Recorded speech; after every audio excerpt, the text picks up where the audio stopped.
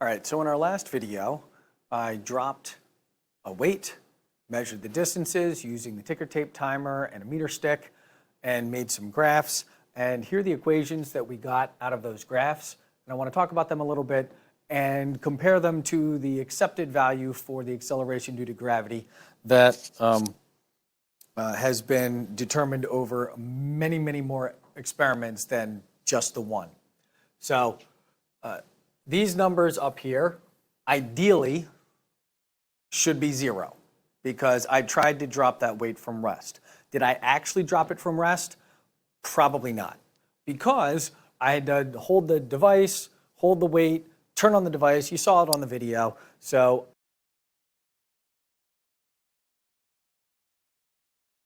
the moment that I turned on the device and then dropped it, it was 0, probably not exactly, which is going to contribute to our error.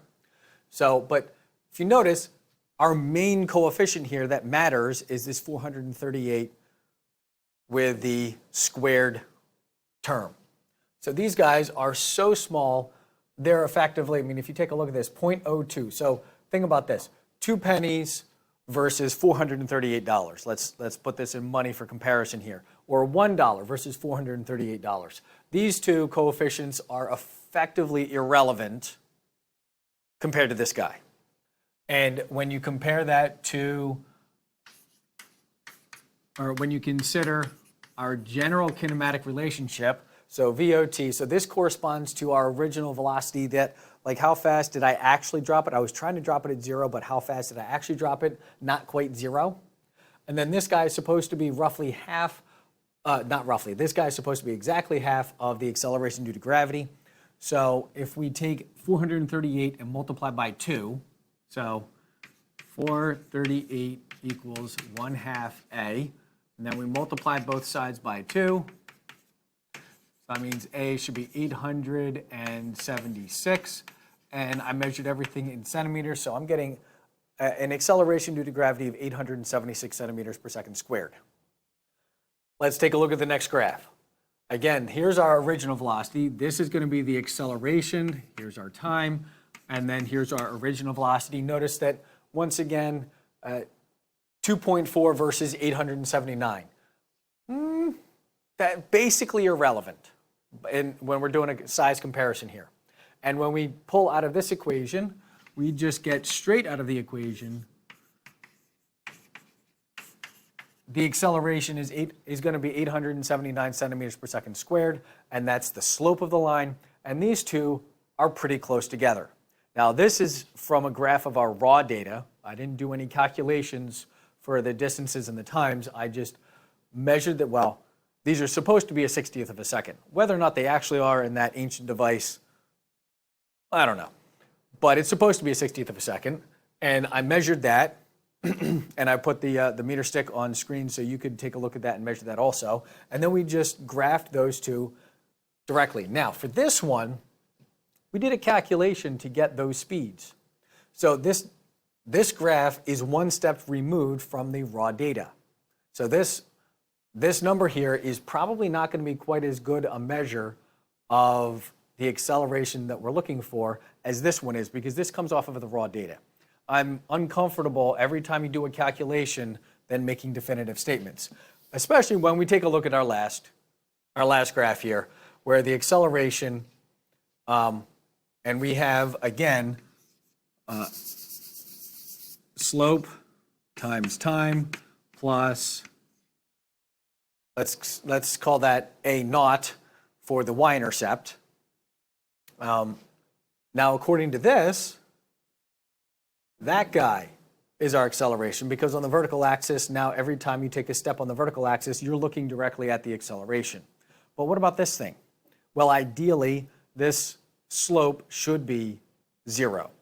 And that's because close to the Earth's surface, the acceleration due to gravity is roughly constant. That's a bad measure. That guy should be 0, and 631 is not negligible compared to 981. So I'm not comfortable making a whole lot of definitive statements using this guy. So we're going to go back and we're going to look at these guys, and we're going to say, hey, these are pretty close together. So that first step of that first calculation probably didn't mess things up too much in terms of the quality of our measurements. Now, what were we supposed to get? Now, I said I wasn't comfortable saying anything about this, and then I'm going to write a number on the board, and it's going to be pretty close to this. It's 980. And some physics teachers use 981. I prefer 980. 980 centimeters per second squared, which, if we're going to be in meters, you just move the decimal point over 2 spots. Or if we're going to be in feet, 32 feet per second squared, which is where that unit conversion comes from. 9.8 meters per second squared is 32 feet per second squared, that unit conversion from a while ago.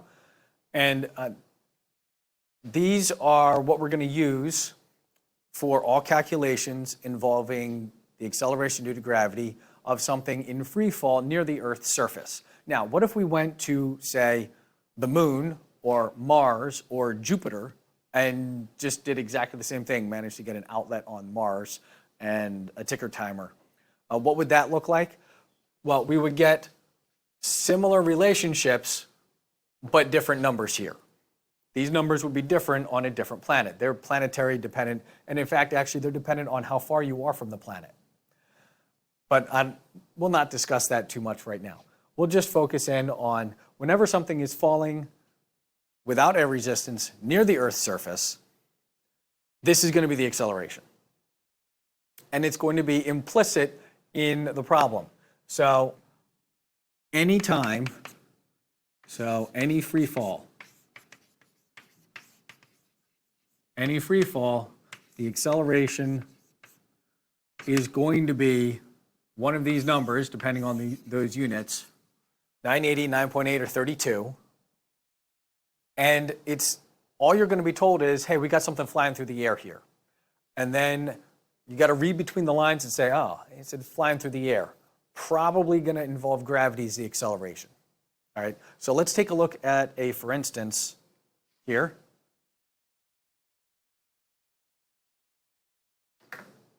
And I'm going to have a few more examples that I can provide, but I'll do this one on the board. So let's say that you come across a well and you decide that you're going to toss a penny down the well, and you're going to let go with it going straight down. So this is going to have the original velocity, and it's going to be down, and the way we indicate down is let's throw a negative at it. So we're going to have a negative 2.50 feet per second. And then that penny is going to fall, it's going to splash in the water down there, and then you're going to hear the sound 1.75 seconds later. Now, in order for this to work out and not be really annoying math-wise, let's just assume that the speed of sound is big enough that essentially the instant it hits is the same instant that you hear it. And for all intents and purposes, that's going to be close enough. So let's make our Vofisal list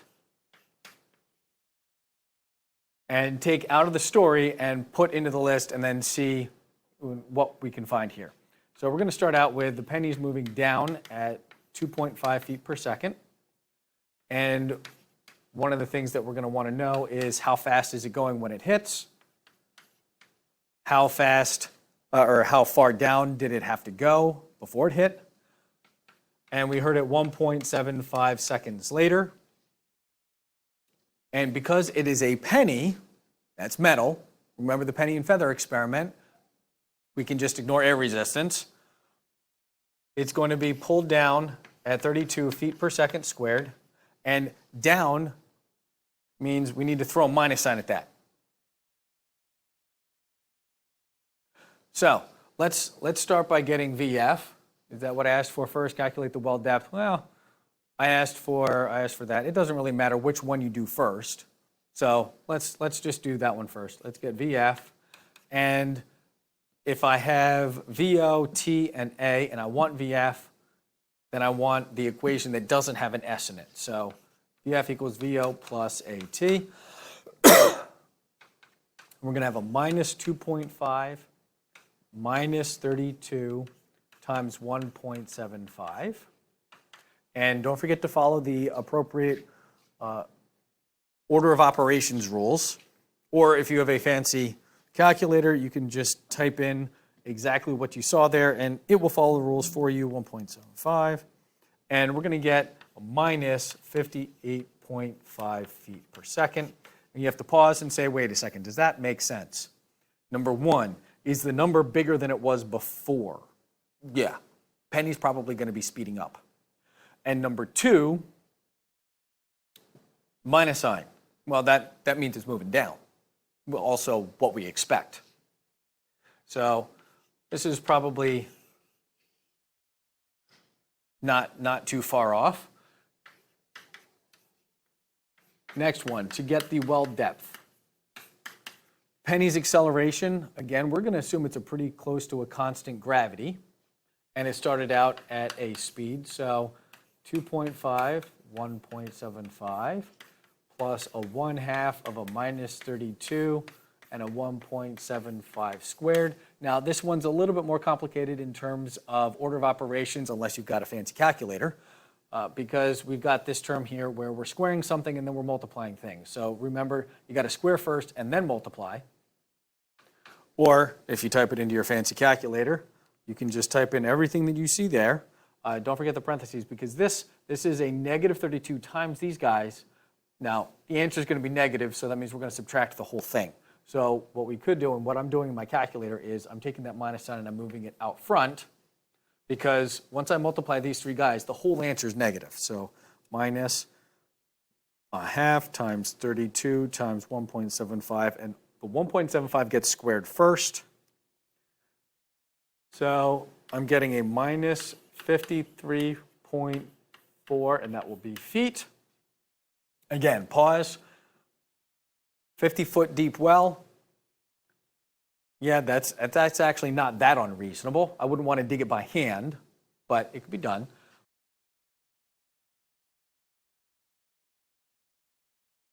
Near where you are.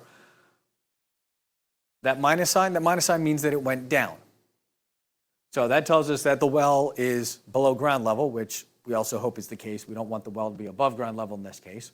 So we have the Penny hit the water moving down at 58.5 feet per second, and it moved down 53.4 feet. Now, I got 53.375, so 375, and then you have to round, which is how we end up with that 4. Because I gave 3 sig figs and 3 sig figs, so we're going to have 3 and 3 in the end.